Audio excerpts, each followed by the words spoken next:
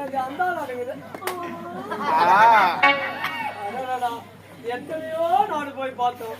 எந்த நாட்டுமே உன்ன மாதிரி அழுவாத பெண்ணை பார்த்துனே உன்னை பார்த்தோன்னு அப்படியே மூட் அவுட் ஆகி போய் மூட் அவுட் ஆயிடுச்சா? மாமா